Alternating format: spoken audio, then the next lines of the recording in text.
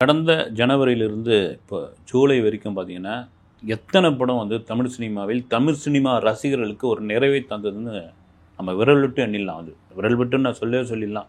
கருடன், மகாராஜா இந்த மாதிரியான படங்கள், ஒரு சில படங்கள் சொல்லலாம் நம்ம. மற்ற அத்தனை படமும் வந்து ஏறக்குறை குப்பை படம் தான் சொல்ல வேண்டிய ஒரு சூழ்நிலைக்கு வந்துடுச்சுங்க. அது நான் சொல்லலை, தியேட்டருக்காரங்க சொல்லியிருக்காங்க.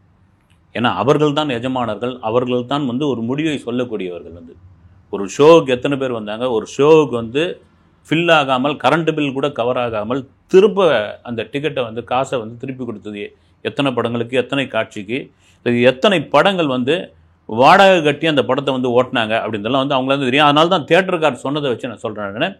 ஆனால் இந்த வாரம் ரிலீஸ் ஆகிருக்கிற இந்த இந்தியன் 2 படத்தின் மீது ஏன் பல பேருக்கு வந்து அவ்வளோ பெரிய வன்மம்னு தெரியவே இல்லை. அது போட்டு கொத்துபடி செய்கிற அளவுக்கான காரணம் என்ன? திரும்பவும் சொல்கிறது என்னென்னா, அந்த படத்தின் மீது ஒரு நெகட்டிவ் விமர்சனம், அந்த படம் வந்து சரியாக ஆடியன்ஸுக்கு கனெக்ட் ஆகலை, இல்லை எதிர்பார்த்தது அந்த படத்து மேலே இல்லை. இப்போ சங்கர் வந்து ஏமாற்றிட்டாரு. கமலுடைய இந்தியன் முதல் பாகம் மாதிரி இந்தியன் 2 இல்லை. ரைட்டு, இது எல்லாம் அவர்களுடைய பார்வையில் இல்லைன்னா வந்து 190 ரூபா 200 ரூபா கொடுத்து டிக்கெட் வாங்கலுடைய வேதனை. ரெண்டாவது வந்து பெரிய எதிர்பார்ப்பில் போன அத்தனை பேருக்கு வந்து ஒரு மாறுபட்ட கருத்து கூட இருக்கலாம், இல்லைனா வந்து பிடிக்காமல்குள்ளே போகலாம்.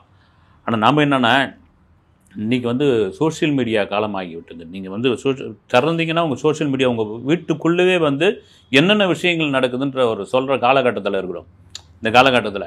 அப்படி இருந்தோம் போய் இந்தியன் 2 பார்த்துட்டு அந்த தேட்டரில் உட்காந்துக்கிட்டு தெரியாமல் வந்து மாட்டிக்கிட்டேன், தாத்தா என்னை வச்சு செய்கிறாரு இப்படிலாம் எதுக்கு சொல்ல வரேன்னா, இது ஒரு 25-30 வருஷத்துக்கு முன்னாடினா வெறும் போஸ்டரை மட்டும் உள்ளது வந்து தினசரி பேப்பரில் வரக்கூடிய அந்த சினிமா விளம்பரங்களை பார்த்துட்டு மக்கள் போய் அப்போது திரும்ப ஏமாந்து வந்ததில் இந்த மகிழ்ச்சியானதெல்லாம் உண்டு. ரைட்டு.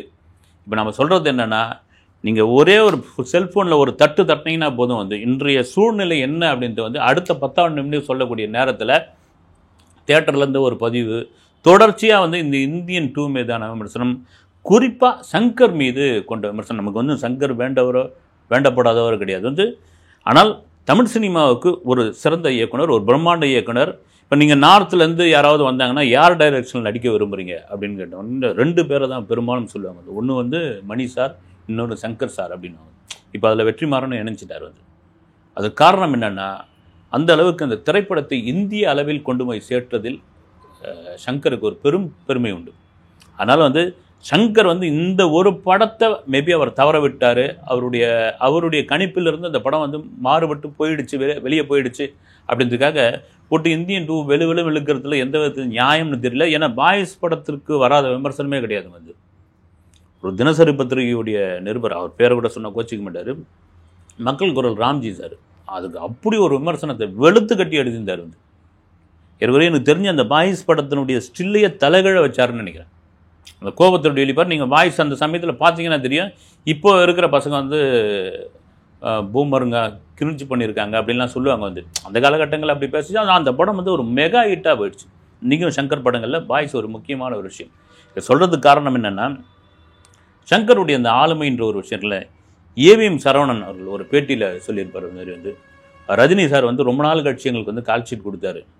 கொடுத்து முடித்த உடனே, சார் யார் டைரக்டர் அப்படின்னு, சங்கர் பண்ணலான்னு இருக்கிறோம் அப்படின் பொழுது, சார் அவர் நமக்கு சரிப்பட்டு வருவாரா அப்படின்னு ஒரு கேள்வி. அதெல்லாம் நீங்கள் ஒன்றும் இல்லை சார், நான் பேசிக்கிறேன் நான் அப்படின்னு. சம்பளம் அதெல்லாம் ஒன்றும் ப்ராப்ளம் இல்லை சார், சங்கர் நம்ம படத்தை டைரக்ட் பண்ண போகிறாரு, ஓகே அப்படின்ட்டு. அந்த பேச்சுவார்த்தையெல்லாம் ரஜினிக்கும் சங்கருக்குமாக இருந்தது. வந்து ஏறக்குறைய வந்து வைரமுத்தியே வந்து சொல்லியிருக்காரு, இது மாதிரி வந்து ரஜினி வச்சு நான் படம் பண்ண மாட்டேன் அப்படின்னு சங்கர் சொன்னதால் அதெல்லாம் வந்து ஏவிஎம் சரவணன் வந்து ஒரு பேட்டியில் சொல்லியிருக்காரு. வந்து இப்படிலாம் அந்த ப்ராசஸிங் போய் அப்புறம் ஒரு நாள் ரஜினிகிட்ட இருந்தே ஃபோனு, இவர் ஏவிஎம் சரவணன் அவர்களுக்கு வந்து ஃபோன் வந்துருக்குது, சார் ராகவேந்திர கல்யாண மண்டபத்துக்கு வர முடியுமா, சங்கரன் நான் அங்கே இருக்கிறோன்னே. சரி, அவருடைய மகன் குகனை கூப்பிட்டுக்கிட்டு ப்ராஜெக்ட் வந்து ஏறக்குறைய ஓகே ஆகிடுச்சு. இப்போ வந்து டைரக்டருக்கும் ரஜினி சாருக்கு நம்ம வந்து அட்வான்ஸ் கொடுக்கணும், செக் புக்கு எடுங்க அப்படின்னு. செக் புக்கு, ஏன்னா செக்கு கொடுத்து தான் நமக்கு பழக்கம் அப்படின்னா செக் புக்கு வாங்கின்னு வர காணும். செக் புக்கு வந்து பேங்க்லேருந்து வாங்கின்னு வரல. சரி, ஓகே, 1001 ரூபா வந்து அட்வான்ஸ் கொடுக்கலான்னு 1001 ரூபாய் எடுத்து வச்சுக்கிட்டு அங்கே போய் கல்யாண மண்டபம், ராகவேந்திர கல்யாண மண்டபத்தில் மீட் பண்ணி எல்லாம் பேசி முடித்த பிறகு, ஓகே சார் இந்தங்க 1001 ரூபா அட்வான்ஸ் கொடுத்து முடிச்சாச்சு. கொடுத்து முடித்த உடனே மறுநாள் வந்து இது மாதிரி ரஜினிகிட்டேருந்து ஃபோன் வருது. ஃபோன் வந்தோடனே, சார் இது மாதிரி டைரக்டருக்கு வந்து ஒரு கொள்கையாம், யாருக்கு, சங்கருக்கு, எந்த ப்ரொடியூசருக்கும் போய் அவர் கதை சொல்ல மாட்டாராம். மேபி ஆரம்பத்தில் கேடி குஞ்சுமனுக்கு சொல்லியிருக்கலாம். எனக்கு என்னென்னா இந்த இந்தியன் 2 இந்த மாதிரியான எதிர்மறை விமர்சனம் வரதுக்கு காரணம் லைக்காவில் இருக்கிற சுபாஷ்கரன் கூட ஒரு கதை சொல்லலையான்னு தெரியல. மேபி அது தனி கதையாக போவோம். அது வந்து இப்படி ஒரு ஃபோன் வந்து ரஜினியாக சொல்கிறாரு. அப்போ எப்படி சார் எங்களுடைய இது வந்து நாங்கள் கதை கேட்டு தானே எல்லாத்தையும் பண்ணுவோம் நாங்கள். அப்படி யார் ஏவி சார்னு சொல்கிறாரு. திரும்பவும் சங்கருக்கு விஷயம் போகும்போது நான் வேணா டேப் ரெக்கார்டில் அந்த கதையை டேப் பண்ணி நான் கொடுத்துட்றேன், மற்றபடி வந்து ப்ரொடியூசருக்கு நான் நரேட் பண்ண மாட்டேன்றாரு. அதே போல் அந்த டேப்பை கேட்டுட்டு அந்த கதையை ஓகே பண்ணி அதுக்கான இதெல்லாம் நடக்குது. சங்கருக்கு வந்து அவர் மேனேஜர் வந்து சம்பளம் பேசுகிறாரு. அந்த சம்பளத்தை வந்து இவங்க என்ன சொல்கிறாங்க, நாங்கள் ஒயிட்டாக தான் கொடுப்போன்றாங்க. அதெல்லாம் அது தனிப்பட்ட முறையில் நடந்து சிவாஜியோடைய படப்பிடிப்புலாம் பெரிய அளவில் நடந்துகிட்டு இருக்குது. பெரிய செட்டுலாம் போட்டு ஏவிஎம் தயாரிப்பில் மிக பிரம்மாண்டமான படங்கள் அது அப்படிலாம் போயிட்டுருக்கு. அந்த சமயத்தில் ரஜினி ஒரு நாள் கூப்பிட்டு என்ன பண்ணுறாரா, சங்கர் என்னையும் கமலையும் வச்சு ஒரு படம் பண்ணுங்களேன் அப்படின்னு. சங்கருக்கு ரொம்ப சீரியஸாக சொல்கிறாரா தமாஷா சொல்கிறாருன்னு ரொம்ப சீரியஸாக தான் சொல்கிறேன். நான் இந்த ஒர்க்கிங் ஸ்டைலு நீங்கள் பண்ணுறது இதெல்லாம் பார்க்கும்போது இதாக இருக்குது. என்னையும் கமலை வச்சு நீங்கள் பண்ணுங்கள். ஓகே சார், எனக்கு என்ன இருக்குது, எனக்கு வந்து சினிமா வரலாற்றில் ஒரு பெரிய எனக்கு ஒரு பெரிய பேர் கிடைக்கும் அப்படி பண்ணால் சரி நான் பேசுகிறேன் நான் அப்படின்னு சொல்லி அது ஒரு ப்ராசஸிங் போயிருந்தது. ஒரு பெரிய மகிழ்ச்சியாக இருந்தது. இப்போ வைரமுத்து கிட்ட வந்து சங்கர் சொன்னதாக ஒரு தகவல் ஏவி சார்னு சொல்லியிருப்பாள், ரஜினி படத்தை நான் இயக்க மாட்டேன்னு. அது வந்து அத்தனையும் போய் வந்து நான் வந்து ரஜினிகாந்தோடைய படிக்கிற காலத்தில் மிக தீவிர ரசிகன் அப்படின்னு சங்கர் சொல்கிறார். என்னென்னா அந்த சமயத்தில் வந்து 80s இங்கே வந்து டிக்கெட் கிடைக்காது சிட்டிக்குள்ளே அப்படின்றதுக்காக செங்கல்பட்டில் போய் படம் பார்ப்பேன் நான். ஒரு தடவை ட்ரெயின்லேருந்து இறங்கும் பொழுது கீழே விழுந்து கால் உடஞ்சி வீக்கம் ஆகி போச்சு.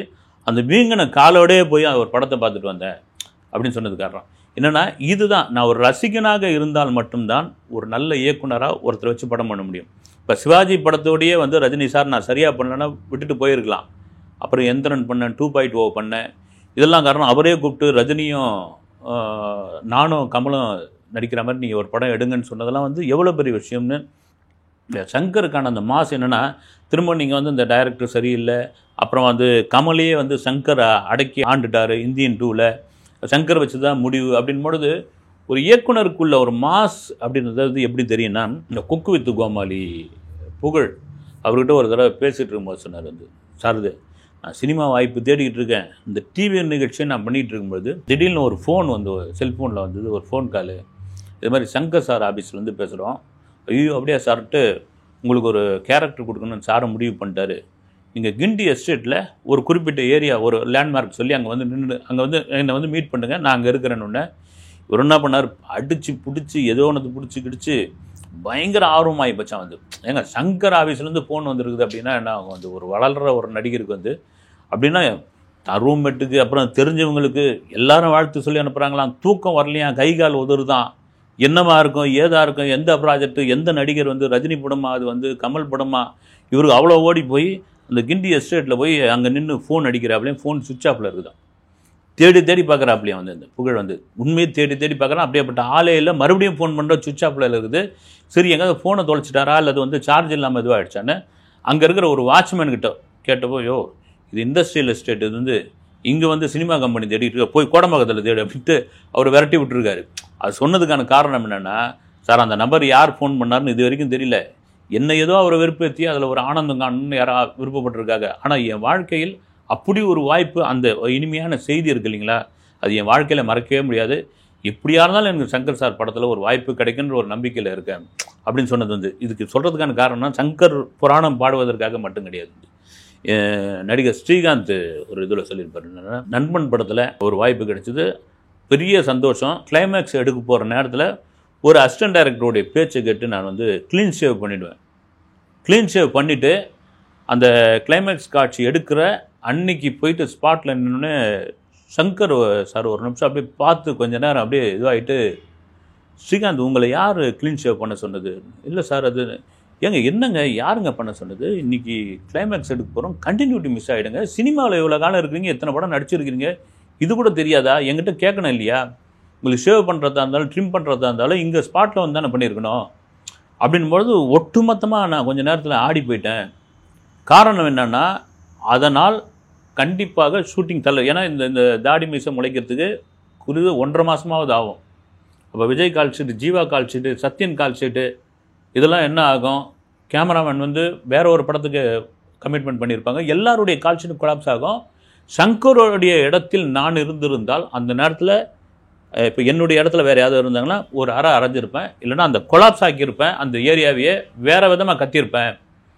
ஆனால் ரொம்ப கூலாக அதை ஹேண்டில் பண்ணி சங்கர் என்ன பண்ணார், ஓகே நீங்கள் கிளம்புங்க, நீங்கள் நான் பார்த்துக்கிறேன், நான் ஒரு 1.5 மாதம் தானே பார்த்துக்கலாம் அப்படின்னு. அதனால தான் அந்த இடத்தில் அவர் இருக்கிறார் அப்படின்ற ஒரு விஷயம் அதுதான் சொன்னது இந்த இடம் சங்கருக்கான இடம்லாம் இதுதான் காரணம் அப்படின்னு.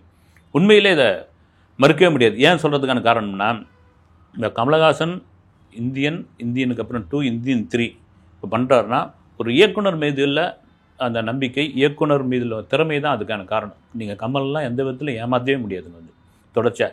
இப்போ எனக்கு என்ன தோணுதுன்னா, சிவாஜி சமயத்தில் ஒரு இது சொல்லியிருந்தாருங்க இல்லையா, ரஜினி கூப்பிட்டு என்னையும் கமலையும் வச்சு ஒரு படம் பண்ணுன்னு, அப்படி ஒரு வாய்ப்பை நிரூபித்து காட்டக்கூடிய ஒரு சூழ்நிலையில் சங்கர் இருக்கிறார். அதற்கான ஒரு ஏற்பாடுகள் நடந்துக்கிட்டு வருது மாதிரியான ஒரு தகவல் எனக்கு வந்தது. இந்த இந்தியன் 2 மேலே தொடர்ச்சியாக வந்த விமர்சனங்கள் சங்கரை போட்டு ட்ரோல் பண்ணது, இந்த தோல்விக்கு காரணம் அவர் தான் சொன்னபோது, வேல்பாரி படத்தினுடைய அந்த கதையினுடைய ரைட்ஸ் அவர் தான் வாங்கி வச்சுருக்காரு. அந்த வேல்பாரி கதையை 3 பாகமாக ஸ்கிரிப்ட் எழுதி கம்ப்ளீட்டாக முடிச்சாச்சு. ஆர்டிஸ்ட் யாருன்னு நான் ஒன்றும் முடிவு பண்ணல. நான் சங்கர் மீட் பண்ணும்போது சொன்னார் சார், இந்த படம் எடுக்கிறது ஒரு பக்கம் இருந்தால் கூட ஆர்டிஸ்ட் ரொம்ப முக்கியம், அவங்களுடைய கால் ஷீட் முக்கியம், எல்லா கேரக்டருமே பெரிய ஆர்டிஸ்ட் வர வேண்டியதாக இருக்கும், குறிப்பாக அவங்க கால் ஷீட்டு ரொம்ப ரொம்ப ஏன்னா நிறைய பேர் ரன்வீர் கபூர் இருக்கார், அப்புறமா சூர்யா இருக்கார், விஜய் நடிக்க போகிறாரு, இப்படியா சொல்லிகிட்டு இருக்காங்க. யார் நடித்தாலும் கால் ஷீட் ரொம்ப முக்கியம்னு. ஒருவேளை இந்த இந்தியன் 2 மீதான விமர்சனம் இந்தியன் 3 வரப்போகுது, அது எப்படியா மாறப்போகுது, ரைட்டு, நான் ரஜினி கமலை வச்சு ஒரு வேல்பாரின்னு ஒரு படத்தை எடுக்கிறேன், நீங்கள் பாருங்கள், மறுபடியும் நான் யாருன்னு நிரூபித்து காட்டுறேன் அப்படின்னு சங்கர் தன்னுடைய அந்த தளத்திற்கு நின்றாலும் நில்லலாம். சினிமாவில் எது வேண்டுமானாலும் நடக்கலாம். பொறுத்திருப்போம். நன்றி.